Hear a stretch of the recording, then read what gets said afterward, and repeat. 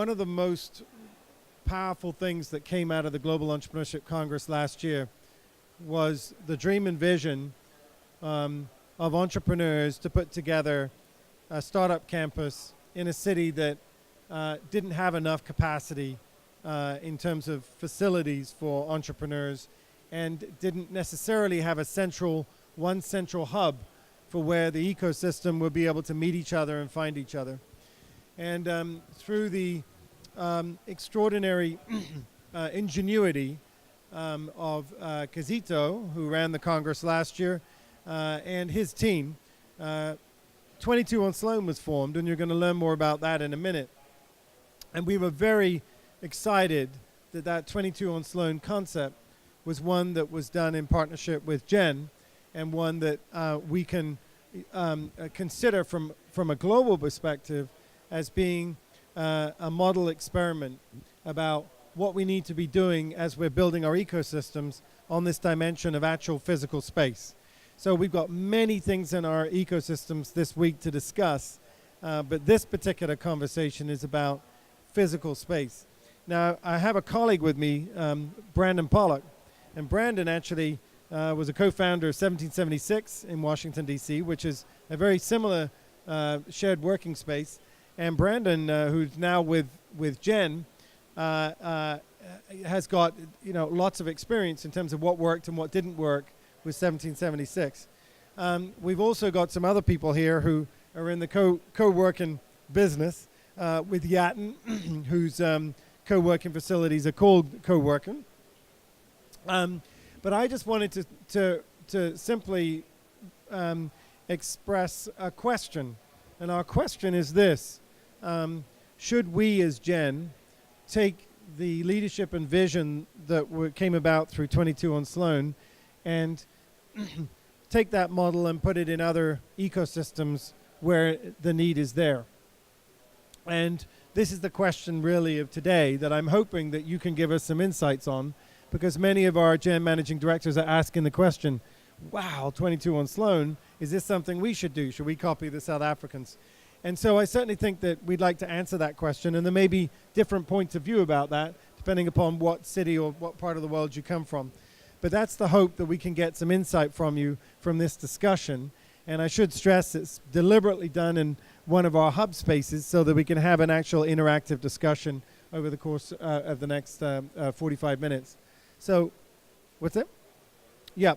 So to kick it off, should we play the video, and then I'll turn over to Minister Zulu to give a little bit more context about what happened in South Africa. So thank you for doing this.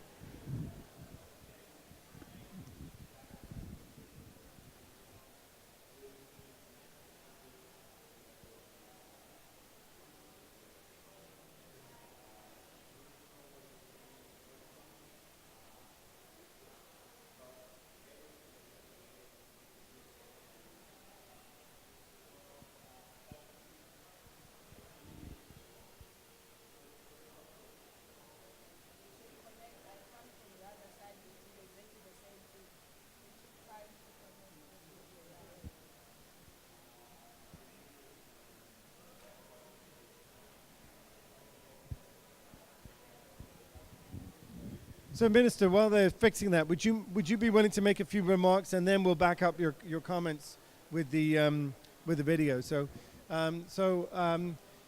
Minister Zulu, who's been a wonderful leader in this movement, thank you for being here again, and thank you for sharing some information about 22 On Sloane. Thank you. Thank you very much. I hope that you will be able to see 22 On Sloane, and we would like to go back to the fact that after hosting the successful 2017 Global Entrepreneurship Congress in Johannesburg, which was the first to be held in the African continent, we decided we needed to make this point and move beyond events. We visited Washington, and it was while also we were in Washington visiting, what is it called now? Yes, 1776, when we visited, and we thought this looks very good in terms of supporting your entrepreneurs. It's giving them space to be able to work, but also it's giving them an opportunity to network with others. You come with one idea into the space, you connect to others, and you find that out of that you'll be surprised how much other ideas come into your mind. So we invested in a startup campus that would provide a dynamic support base for local and African enterprises to learn, connect, engage, and grow within our ecosystem. We would like to see 22 on Sloane actually being the center for the entire continent, but without necessarily thinking that everyone will have to come to Johannesburg. Our view is that if we can make 22 on Sloane to be a very good example of how it is and what it takes to support others, we want to make it as something that's seen as a best practice. We have in our midst residents to 22 on Sloane, and if they have a chance to speak, they will be able to express how they are experiencing it. So we are here with entrepreneurs from the campus, I know that, and I think what we brought all these people here who work with us on the campus will illustrate the importance of partnership with all stakeholders. Partnership with stakeholders is very important. When we were supporting this young, dynamic young man called Kizito, I will never stop talking about him because I didn't know him from nowhere. I just happened to meet a young, dynamic, and very focused young man who, if you even read his own history of where he started and where he is today, you will see that when somebody decides to be very resilient, somebody decides to work very hard. Is it showing now? No? Oh, okay. So I think that we want to make sure that there is partnership. At the moment, we do have partnership with a few companies, private sector companies. Some of them are here, South African breweries. Allen Gray is here. Development Corporation, Hollard Insurance is also here. And they've been working with us in as far as this is concerned. And the residents, SMMEs, are here too, who can be able to express the support that they have had. We are hoping that in the next few weeks, we will be able to take the President Ramaphosa, to the center, because at the opening, we were hoping that he was going to make it, but didn't. But he's still very excited, still interested. In fact, we want him to go and hold one of his meetings on 22 on Sloane, because that's what I've done, by the way.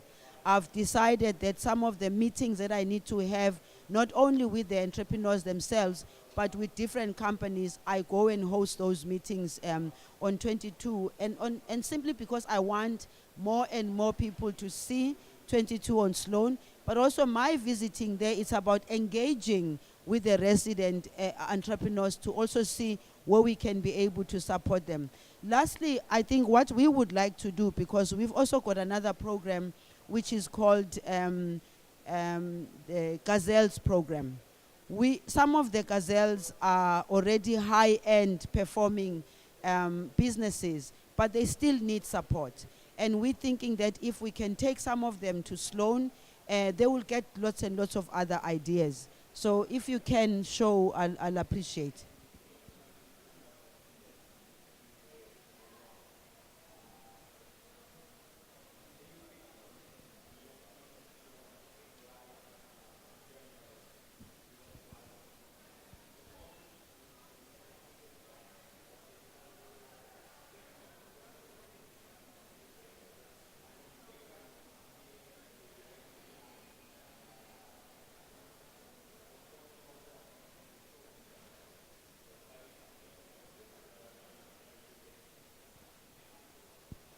This was the day of the opening. I think we've got a bit of a problem with the sound.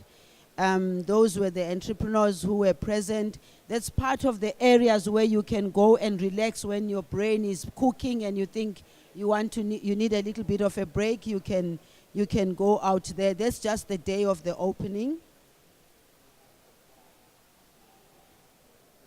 There's one of the young businesses, the one who sells cattle, is it? Yeah, I think so, yeah. And there's the young man who started it all, Kizito. Yeah, okay. It would have been good if Linton, we need to have a video that will go into almost each and every room, which just shows the entire center, because it's way more than what you see here. Minister, thank you so much. That was.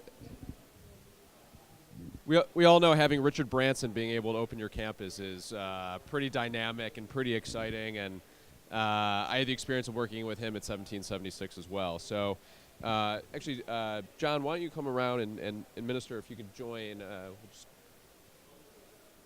move your chair around.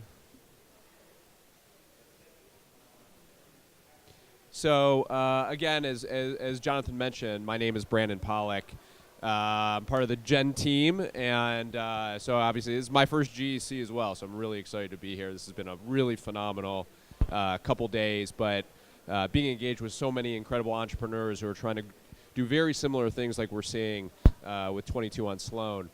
As Jonathan mentioned, my past life as well co-founded 1776, which is a startup incubator in Washington, D.C., and we went through a very similar situation as the minister was discussing, because we actually didn't have an incubator in Washington, D.C. either. We had some regular co-working spaces, but we didn't have really a center to galvanize our ecosystem, which was really going to be built around startups in highly regulated sectors, because Washington being the center of government and being an international city, we had the ability to tap into not just the federal government, but corporations, as the minister was saying, to embassies, think tanks and associations, and a lot of deep industry expertise. So here for the rest of this session, I think what's really fantastic is we have some incredible ecosystem leaders here.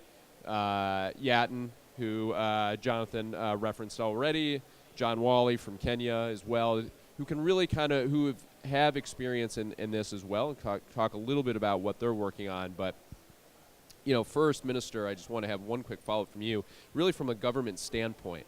One of the things that I've talked a lot about, and I've worked extensively with governments from around the world, is really the importance of engaging in the startup ecosystem, because governments can have a convening power, they can be a partner, and it doesn't always necessarily have to be financial, but it can be. So just from a government perspective, as this was getting launched, how have you remained engaged with 22 on Sloane, some of your colleagues within the government? So I'd love to hear how that has kind of continued on. Well, firstly, it was about also convincing my own department to buy into the whole story of 22 on Sloane, because I had been to Washington, so I had that advantage, and some of the staff members I'd been with had seen what is happening there, and we looked at it from a point of view that government wants to give the support, because government can't do everything. And that center is a place where entrepreneurs themselves, innovators themselves, creative people themselves are in one place. And in that place, what we needed to do was to support the concept, number one, and get everyone around us to believe in the concept. Because if you don't get down to understand what entrepreneurs need and what they feel, we've got a chairperson of the portfolio committee in Parliament who always says to us, you need to have the felt needs of small businesses and enterprises. So we believe as government that we can't do anything. This is a center that will be able to add to what we are doing as government in support. But it's a practical space where you leave them to do what they need to do. You then go out and mobilize other role players or other people who can support. For instance, I know that when Kizito was going around asking for support, they kept on asking him, do you have government support? Do you have government support? And therefore, we needed to be there for him, write letters of support in order for him as well as the entire management. And also they've got a board, which was very good for us, because we then saw that the accountability is there, because there's got to be accountability in all this. And accountability is not only just about monies in government, it's also monies in the private sector. Investors need to know where their money is going. So we believe that this center, as we see it, there's a potential for us to have more and more of 22 on Sloane in other places, because we can't expect others to come from the 8 other different provinces to come to 22 on Sloane. We're already looking at what can we do to duplicate that in some of the provinces through government support, but also in partnership with the private sector. And I think those are tremendous points, because that it's really showed as we've seen with 22 on Sloane, and we've seen in cities across the U.S., and we'll talk a little bit more about India in a minute. But when you have that government engagement, they're another stakeholder, just as the corporates are, the investors are, the startups, the universities. That's how when we start to see ecosystems thrive, when we see that greater collaboration across the board, that's where we've seen, even in the U.S., places like Columbus, Ohio, and Pittsburgh, and really start to kind of grow with that same similar model that the minister is talking about. So why don't we stay from a regional, since you pointed out other 22 on Sloane. So John, I'm going to turn over to you. Like I had the privilege of when I was at 1776 working with iHub in Nairobi, and so there's obviously been a lot of activity and great companies like Twiga and which we were investor in, and so I would love to get your sense of what you're seeing on the ground in Kenya, that growth, and also that kind of collaboration that we see across different nations within the continent. Interesting question, because when I went to 22 on Sloane, my first thought was, why don't we replicate this across Africa? And I got pushback. Everyone said, I mean, we have the iHubs, you have the Nile Labs, you have the M Labs. Kenya is not short of hubs. But again, the question is, what really is a hub, right? And I love the name that 22 on Sloane picked, which is campus. You know, in Africa, we say, and I believe globally, that it takes a village to raise a kid. And looking at the statistics in regards to the high levels of youth unemployment, for example, then we don't have enough spaces to support the emerging entrepreneurs. And the reason I say that is most of the hubs that we have are either A, incubators, or B, accelerators. But we don't have enough science parks, right? You can have a space that purely is geared towards inventing, just creation. It's a maker space. You can have a space, and back to the name campus, where the only thing we do is provide education. And so with that in mind, I asked the question, what if On Sloane is in a better position to share best practice, so that then we're able to demystify the thought around what a hub really is? Because every other person who walks into a hub, especially in Kenya, for example, is looking for seed funding.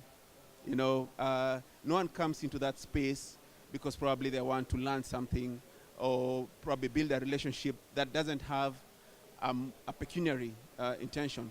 And so to the extent that we have successful startups that have come off these hubs, I think equally that there's a huge opportunity and possibility to create a lot more spaces that are adaptive, because again, looking at the infrastructure in the region, it's only the capital cities where you have, for example, tech. Then what do you do with the traditional economies? Yet we know that they provide amazing opportunities within their value chain. And you know, if you look at places, because you know Kenya, like Kisumu, we have Lake Hub. So in spaces where probably the driver of the economy or the greatest contributor is the fishing or fishery, why don't we then have an inclination or tendency towards that, because we know of the opportunities that can create.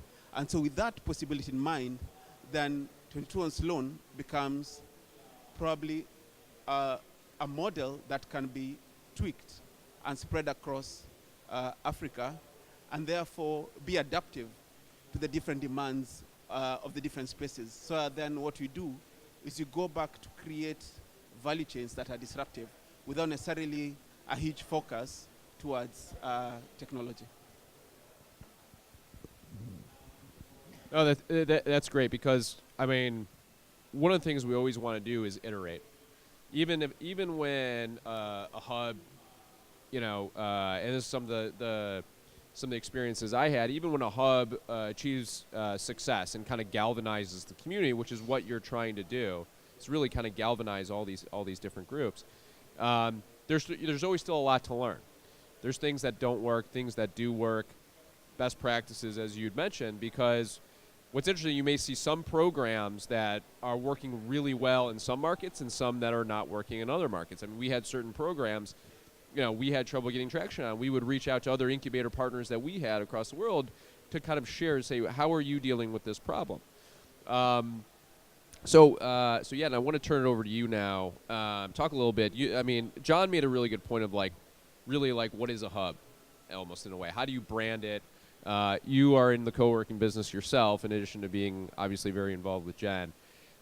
So across India, which certainly is thriving, has a very growing startup communities across a number of different cities, and John made a really good point as well, and something that we deal with in the U.S. as well is, while most of the activity is in major cities, how are you also empowering entrepreneurs that might not be in those cities, and how are you connecting? Because India is such a vast country.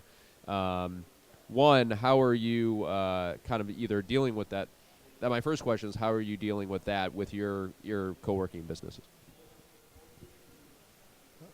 Thanks, Brandon. I think for us, our history is co-working business came to India about 6.5 years back. I was the first one to run it, and I run it in a very unique model where we picked up a villa in prime location of Delhi, in South Delhi, and we converted it into a co-living and a co-working space. And what we thought is, if all these ideas which are getting brewed, if all of them are culminated at this space, let's see what happens. And we did it with a very open mind. No one knew about the concept of co-working, and on top of that, a co-living space was even an added issue. And then on one floor, which was our ground floor, we made our hall into an event space. And what we allowed people to do was, you could live there, you could actually walk in with your suitcase and a business idea, and you could walk out with a company. So we did that in 2011. And we were doing it in a very expensive model where we used to pick up the villa, we would design it and then run it. Now the interesting part is there were about close to 400 companies which came in and went out of my space in a span of about 3.5 years. And it was not a very large space. But the interesting part was there were some entrepreneurs who were really hipster entrepreneurs trying to be out there in the market, trying to make a change. They actually ended up building billion-dollar ventures out of my space. So one of them replicated our living model into a full-fledged budget hotel model, and now he runs the largest budget hotel chain in the country by the name of Oyo Rooms. And in fact, my friend from Nepal is there. They just entered Nepal. So that's the power of a space, what it can do. If you just leave people together and let them work on the ideas together, it works well. So over a period of time, what we did, so it's been 6.5 years, co-working in India became an industry. It has become an industry to a level where every real estate developer now wants to build a co-working space than to build a commercial building, because they say this is a good model and this brings a lot of customers. But for us, what we started doing, because I was involved in Gen and my job was to empower the local communities, we decided to set up hubs in each and every city which act as the catalyzers for anything you want to do as an entrepreneur.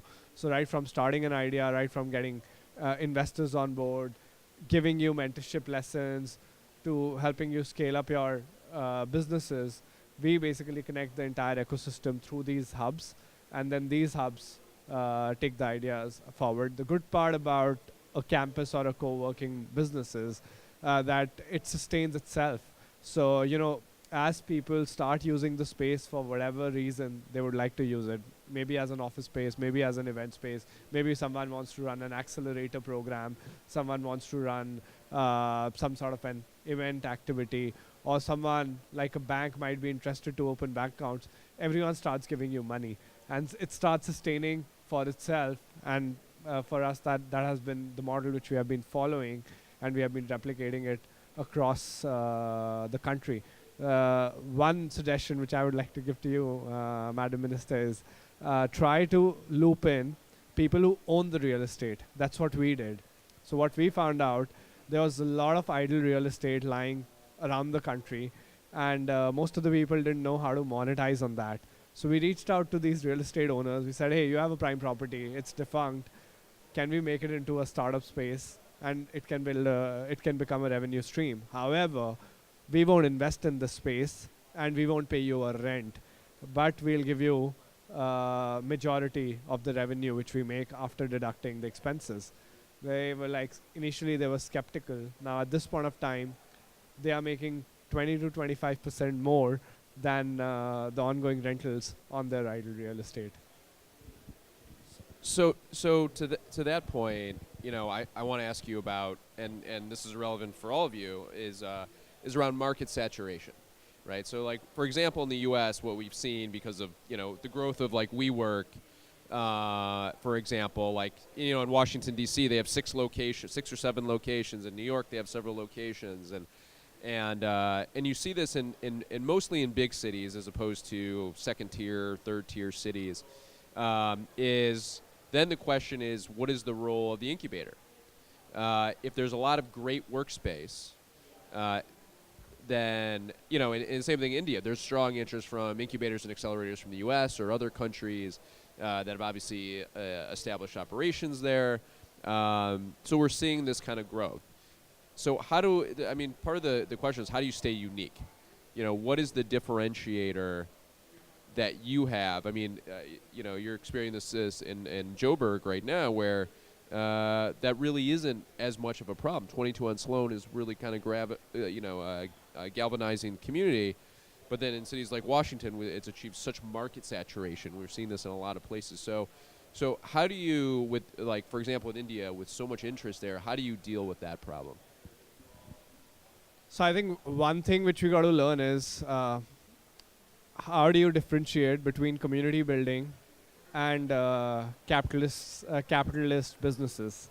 Okay, once you prove a business model, there'll be someone who'll try to come in to scale up and commercialize it, right? And I feel that's what WeWorks of the world are doing. They are coming in, they are setting up swanky spaces.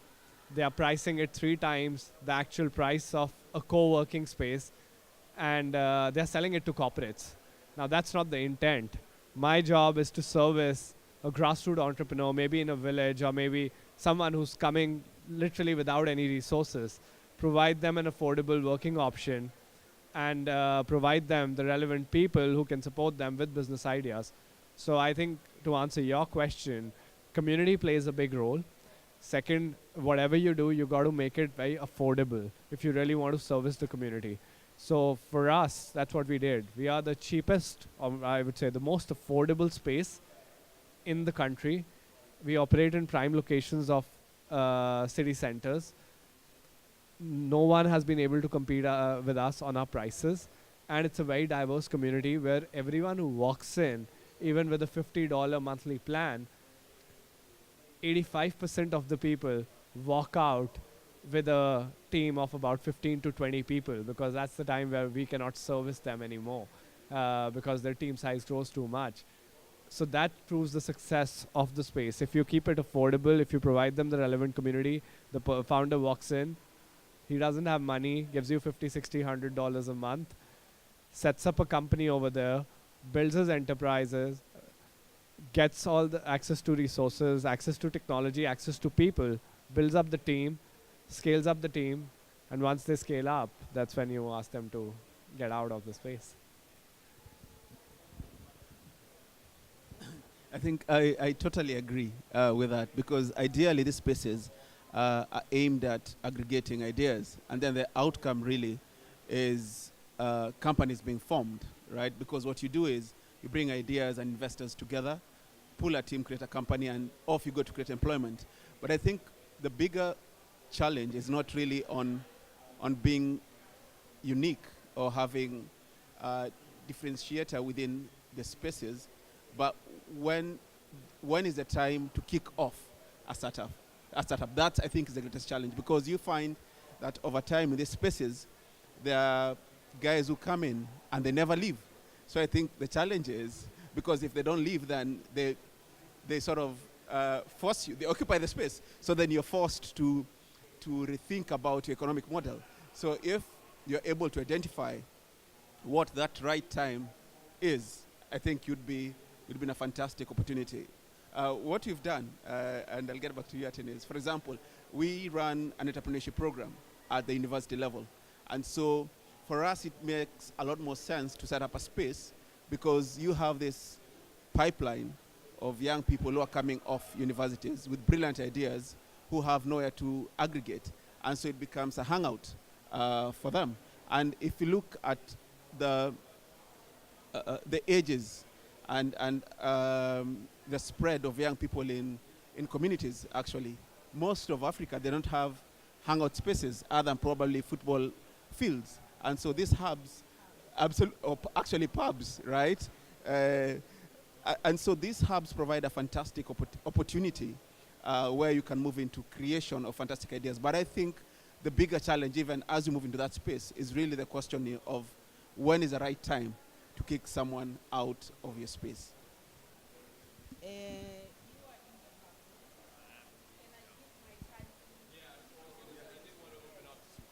So, perfect timing.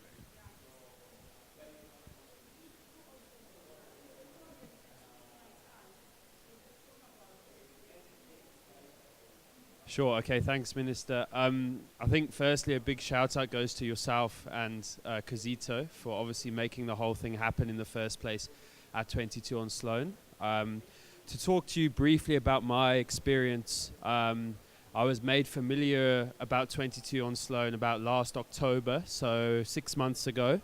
I was based in Cape Town at the time, but opportunities opened to apply to be a part of the space. And I saw it as a great opportunity for my startup to grow, to network, to reach out to potential opportunities. And therefore, I went through the application process. We all had to pitch our business to a panel. And from there, we were fortunate enough to be selected as part of the cohort for 2018 at 22 on Sloane.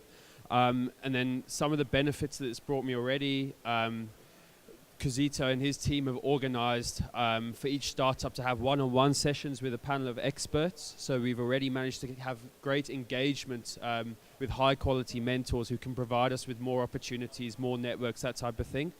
And then the subsidized office space, of course, is a huge asset because, I mean, for startups, obviously, we're on a tight budget already. And like all the guys have been expressing, it's really, really important to have some sort of office space which is affordable and not necessarily costs a premium, because startups don't want to spend their money on office space at the end of the day.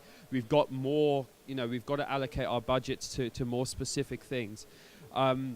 So yeah, just to recap, the mentorship side of things, the office space affordability, and then some of the events that actually take place within the venue. We've got, some of you saw in the video, there was the big space in the middle with a load of bean bags and that type of thing. And for everyone to connect through the specific events has been a huge asset for us as well as a business. So all the opportunities collectively that 22 on Sloane has brought us has been a huge asset for my company personally. And I hope that I can speak on behalf of me, Zakile, and obviously all the 22 on Sloane residents. My business is Clockwork. So we connect small to medium-sized businesses with blue-collar job seekers. So it's a recruitment software platform for those who sort of a bit more underskilled as opposed to those in the tertiary sector. It gives them an identity, upskills them, and quantifies their experience to connect with potential employers. Okay, hi, my name is Zukile Mkhalali, and I run a robotics company at 22 on Sloane.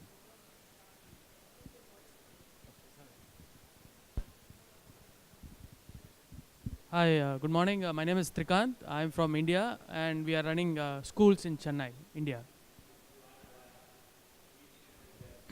Hi, my name is Mqondisi Mhlanzi. I'm also a resident at 22 on Sloane. And I have a video on demand platform company, and we're also based at 22 on Sloane. Thank you.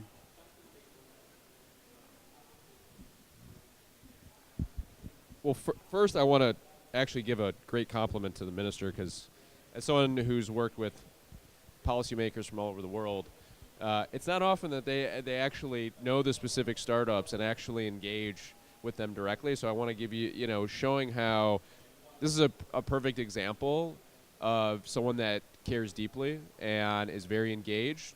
And you don't always see that with government officials, which is fantastic. They're not even the mayors, the governors. It shows the passion, the dedication, and wanting to get to know the actual companies. That's extremely important. Any other questions?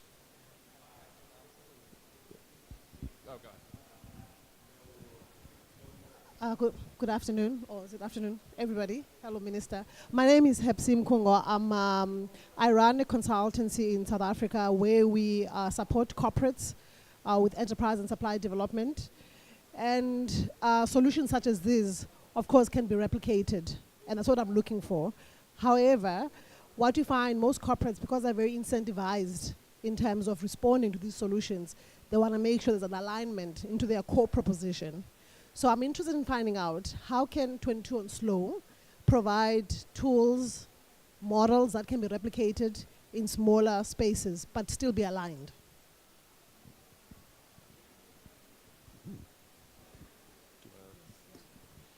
I think that we should also take 22 on Sloane as a learning example, because we took this concept from somewhere else, but we tried to tune it to South Africa. And it's not a government initiative. It's an initiative by young people themselves, but we bought into it because we believe in it. Some of the corporates are already occupying some bit of space even there, because that's exactly what they're looking for. For instance, if we talk about Pollak as an insurance company, they've sponsored, they've been there, they're working together with us to really find answers to that question. The problem that I see many a times, and we can have that meeting on Sloane itself and have a conversation, is that you have the private sector that has got enterprise development programs, but they don't do that for the sake of actually growing your SMMEs. They're looking at incentives for themselves, and in South Africa it's worse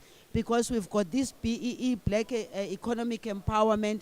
So they start looking for ways and means of getting more, instead of them thinking the more they give quality to the SMMEs, the better, not only in general, but for society. Because we look at Pollak is an insurance company. So when Pollak supports and we grow more companies and we grow more people that are capable, obviously Pollak somewhere along the line is going to get more clients who will have the capacity and capability. So I'd like us to have this conversation when we get home, because I am of the view that the engagement of the private sector, we need to understand each other. In South Africa, they keep on saying there's a trust deficit between government and the private sector. It's not about that. It's about helping these young people start where they are. It's about us talking to each other and say, what do we do to empower them, because they are the future for real. All right, so we have time for one more question.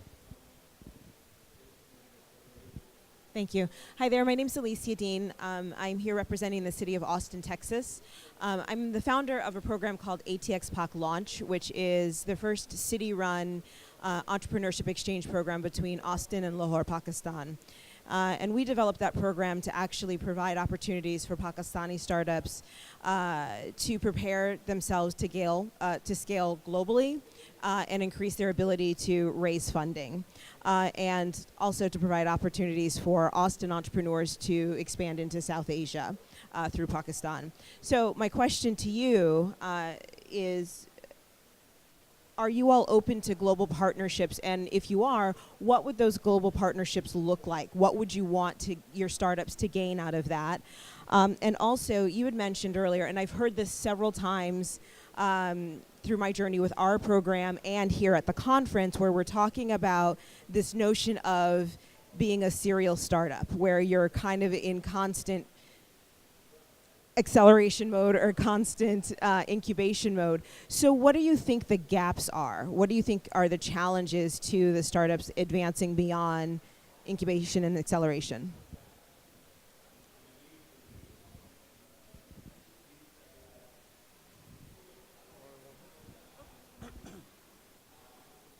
So probably this is final comments, I think. Okay. I mean, back to the question of probably, let me start with the question of private sector engagement. There's a trend that's coming on, and in Kenya now it's really evident that local farms don't have an R&D department. And so what spaces like Sloane become, 22 on Sloane, they become a fantastic space, so a cost-effective space to allow them to run their R&D function. And I think if I've seen now, for example, companies like Safaricom setting up their own innovation space. So I think what we need to do for startups or companies that don't have enough financial capability is to then use spaces like 22 on Sloane to be their R&D platform. And Europe is doing it. And so that then creates the relevance for a symbiotic sort of relationship. To the question about being open to global partnerships, definitely. I'm a strong believer in partnerships for the reason that if you look at Kenya, for example, we're a market of what, 46 million people? What will a startup do with 46 million people? How many of us have ability to buy? And so you need Africa as a market. You need the globe as your market, and that's the only way then you become successful. And I think the reason why we have serial startups, especially probably speaking on behalf of Nairobi, is really the question of access to market. Because then you invent, you prototype, you go out, then the market cannot sustain your model. So then you're forced to rebuild again. But if you had access to a bigger or larger market, then you'd probably stick it in or have grit, because now there's reason for you to stay focused. Because remember, again, most of our entrepreneurs are necessity entrepreneurs. They're driven to it because of lack of formal employment. And so I think with global collaborations and access to larger markets will allow us to see, all these ideas moving into startups, into micro, small, and of course what's important is probably listed companies, because then there's value for everyone. I also think that really the world is becoming smaller and smaller. I mean, if you're sitting here and you see how much communication you do across the globe, you're sitting here, you can communicate with somebody who's sitting in Azerbaijan or wherever the case might be. The world is getting smaller and smaller, so the global collaboration is also important. But I also think that globally, the interests that are of human beings, it's almost like becoming very, very similar. If you're sitting in Washington, D.C., somebody's sitting in Sentin, the interests are becoming so similar that the opportunities then for your innovators, your entrepreneurs, to then begin to look at this access to markets. What are you marketing? And 22 on Sloane gives them the opportunity to go beyond what they were thinking in the small space where they were sitting, and because it also gives them the opportunity to look globally. And so, because South Africans, and particularly young people, they never had the opportunity of exposure. Some of us have traveled the world and seen the world. This is the time for them to connect overall. I wouldn't want him to be sitting on 22 on Sloane, get out of there without having connected with somebody else outside of South Africa. So I think after hearing everyone, I think there are a bunch of things where I can give suggestions, and there are a bunch of things where I think we are already working and I can talk about it. So on the resources and replication bit, especially since Minister is here, what I can recommend is, so what India did, India boosted entrepreneurship movement from the government side. And government came in and said, hey, you know what, we'll pump in $500 million or something. We'll support entrepreneurs. However, how do we do that? Now, it's not government's job to keep building up co-working spaces or incubators. So they said, we'll do a public-private partnership.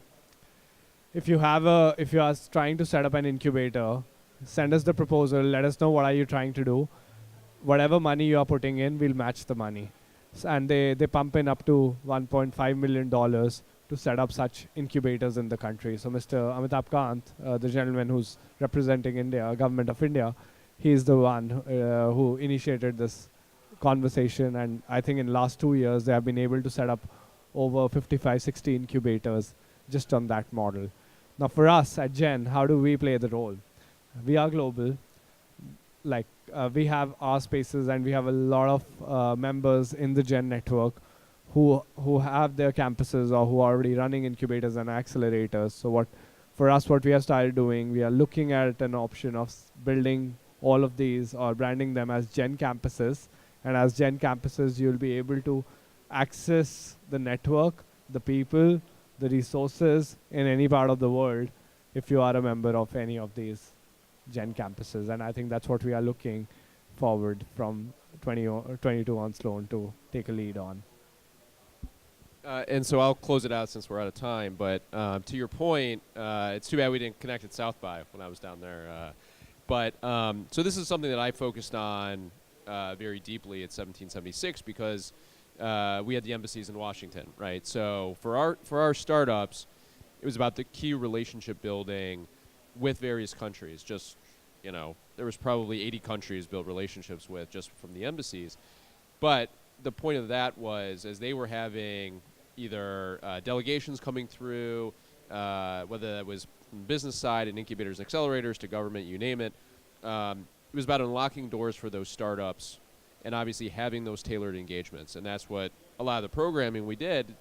So it was kind of a two-way street, both for our startups that were looking to expand into international markets. So that way they start building those relationships and the connections, and we utilize all the other incubators and accelerators. But, as you may know, you put an entrepreneur in a room, they want to sell to a potential, maybe they're working in healthcare and they want to sell to a hospital. Well, that, if you have a delegation of CEOs from that particular country, it's very helpful. Washington's unique in that sense that we were able to do a lot of that. But it's a two-way street, and I think the more that you can think strategically, and we can talk a little bit more just personally later, is really kind of thinking about that greater collaboration, because I think the more you can tailor that program, thinking who are kind of key actors within those countries, then you can start building out a really sustainable model. And but having said that, we're out of time, and I want to thank everybody very much. I hope this was really insightful. Hear great work about 22 on Sloane, but also what we're seeing in different markets. So thank you very much.